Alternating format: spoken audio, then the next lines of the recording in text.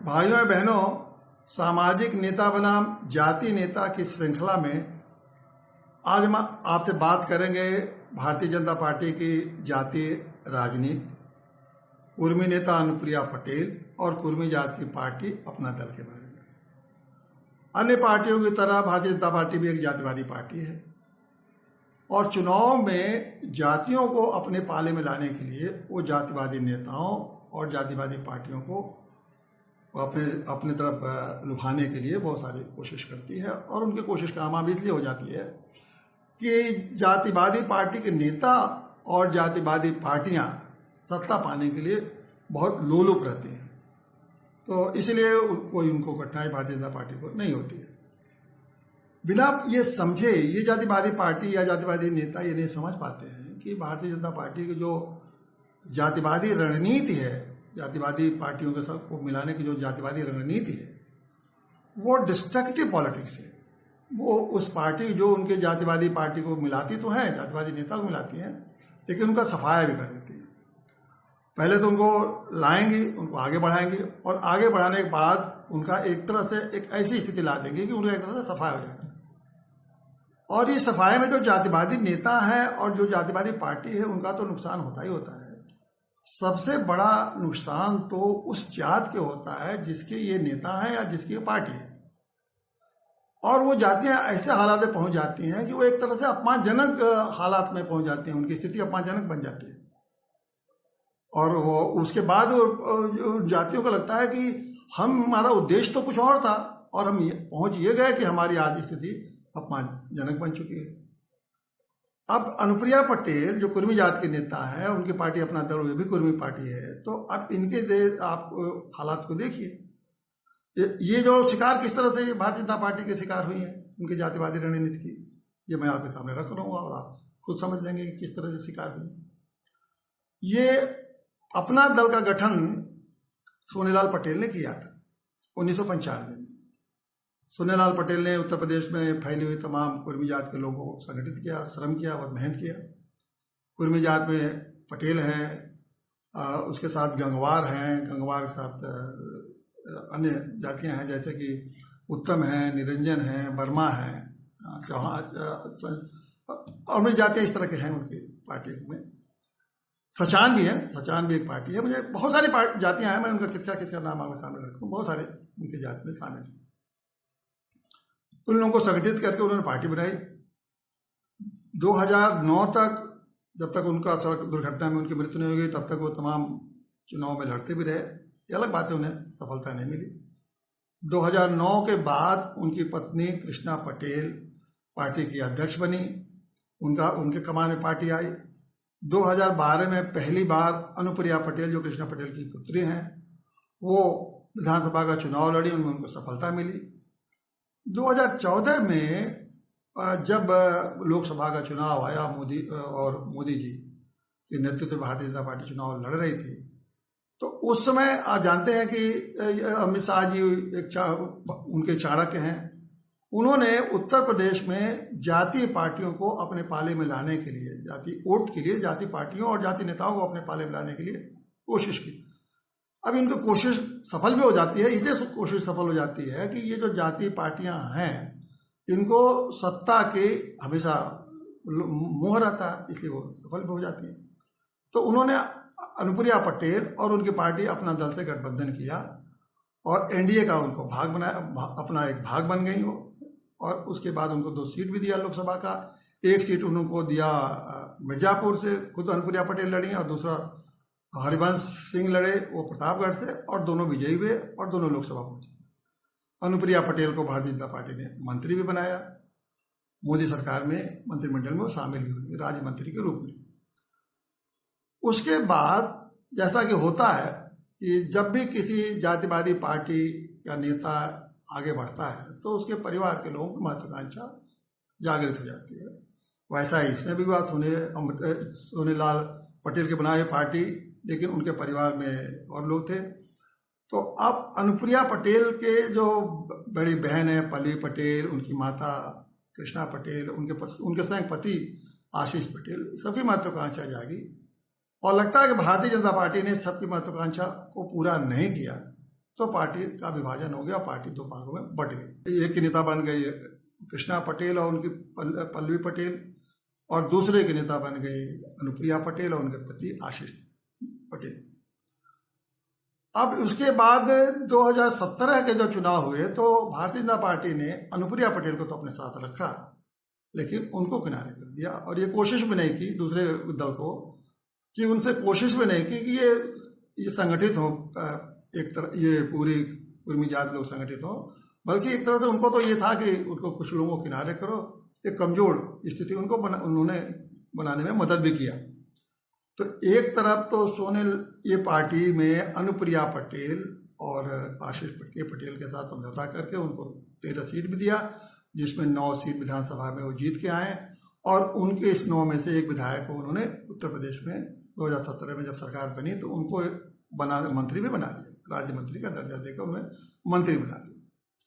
2017 के बाद 2019 का जो लोकसभा चुनाव हुआ तो अनुप्रिया पटेल के साथ उनका गठबंधन रहा, उस गठबंधन में अनुप्रिया पटेल जीत के आई, लेकिन इस बार उनको मंत्री नहीं बनाया भारतीय जनता पार्टी ने। उधर जो कृष्णा पटेल की पार्टी थी, अपना दल, उसमें वो जाके कांग्रेस से उन्होंने समझौता कर लिया, 2 सीट कांग्रेस ने भी दिया, लेकिन उनको भी कोई सफलता उनको मिली नहीं। तो इसलिए उनको अब एक जो कुर्मियों की वो पार्टी थी वो अभी उसको कोई राजनीतिक सफलता नहीं मिल पाई।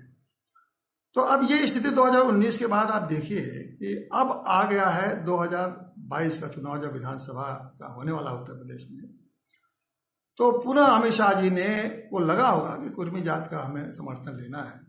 तो उनके पति को तो उन्होंने इस बीच बना दिया था MLC, लेकिन कृष्णा पटेल को उन्होंने मंत्री नहीं बनाया। तो उनके निश्चित रूप से असंतोष था, क्योंकि और न उनके पति को भी मंत्री बनाया जैसा कृष्णा पटेल चाहती थी, जैसा कि अनुप्रिया पटेल चाहते थे कि उनके पति को भी मंत्री बनाया जाए। तो ये दोनों नहीं उन्होंने किया इस बीच में 19 के बाद से।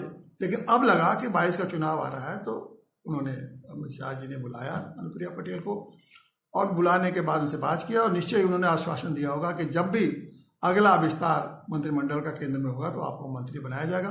संभवतः उनको मंत्री वो बना भी दें इस अगले बार जब विस्तार तक होने जा रहा है, क्योंकि अब उन्हें चुनाव की जरूरत है।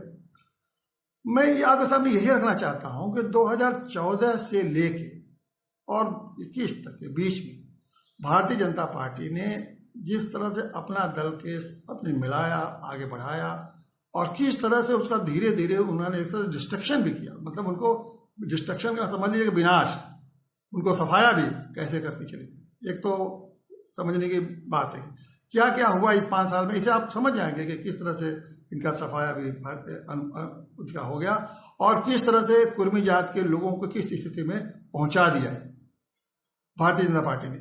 अब पहला तो ये हुआ कि ये 3 दल में बट गया। एक तो अनुप्रिया पटेल की एक दल हो गई, उनकी माता जी का जो कृष्णा पटेल का दूसरा दल हो गया, और हरिवंश सिंह जो कि प्रतापगढ़ से MP थे, उन्होंने भी एक भारतीय अपना दल बना लिया। तो एक तो पार्टी का विभाजन 3 का हो गया। जो कुर्मी की सामूहिक शक्ति थी वो 3 राजनीतिक पार्टियों में बट गई। एक तो ये हुआ।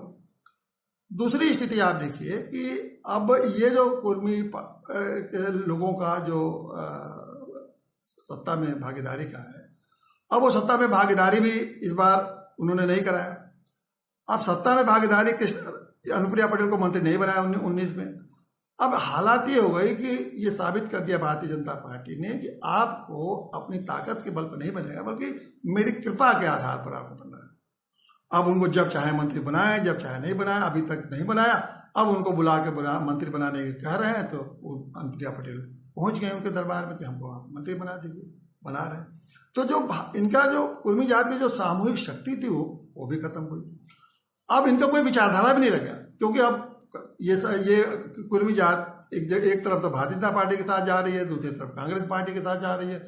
और ये भी पता लगा है कि ये जो कृष्णा पटेल और उनकी पुत्री जाके 2022 के विधानसभा के चुनाव में भागीदारी करने के लिए सपा से समझौता कर रही हैं और सपा से टिकट मांग रही हैं।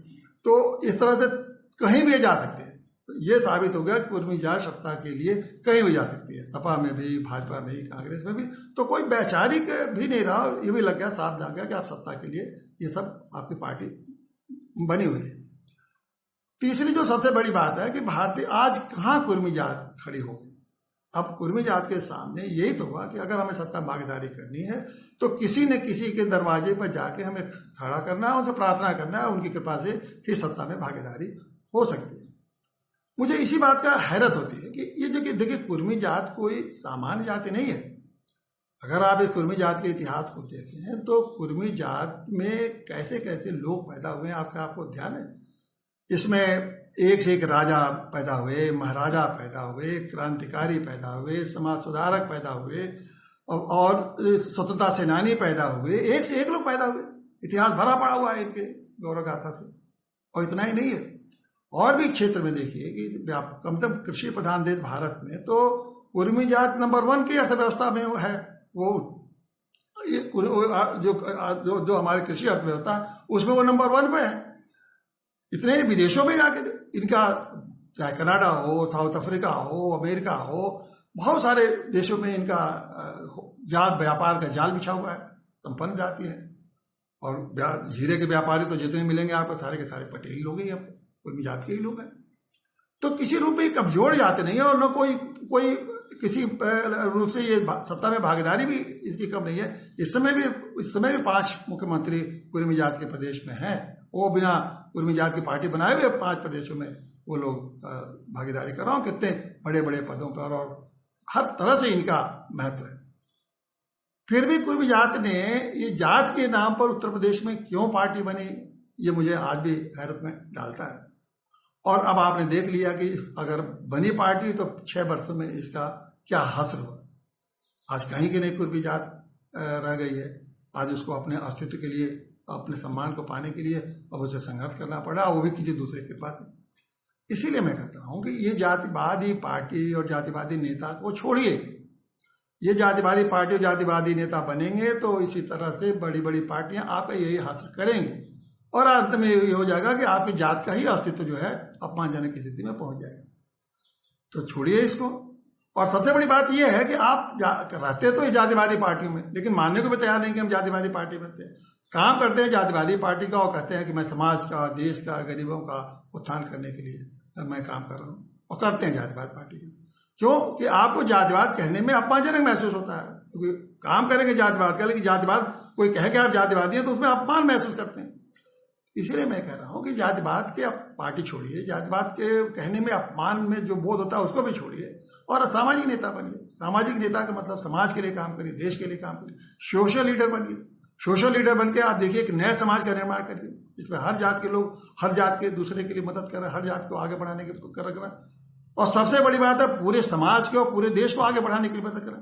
जब पूरा देश आगे बढ़ेगा, पूरा समाज आगे बढ़ेगा तो आपको कौन रोक सकता है।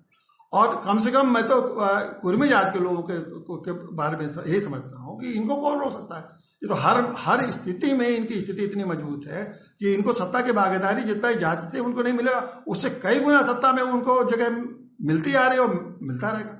क्या 2 नाम कम है? जब शिवाजी का नाम और सरदार वल्लभ पटेल का नाम अगर हम ले हैं तो क्या इससे जो जन जन में बच्चे बच्चे के जवान पर ऐसे ऐसे लोगों का नाम याद है, तो इससे बड़ा आपको क्या चाहिए कि जो नेतृत्व आपका, ये दो ऐसे महापुरुष आप हैं जिनके बच्चा बच्चा उनका नाम याद रखता है। तो इतने गौरवमयी जात को आप जातियों के खेमे में बांट करके अपमानजनक स्थिति में मत ले आइए। तो इसलिए मैं आपसे अनुरोध करूंगा कि जातिवादी नेता और जातिवादी पार्टी में न रह के आप सामाजिक नेता बनिए, सोशल लीडर बनिए, देश और समाज के लिए काम करिए। वंदे मातरम।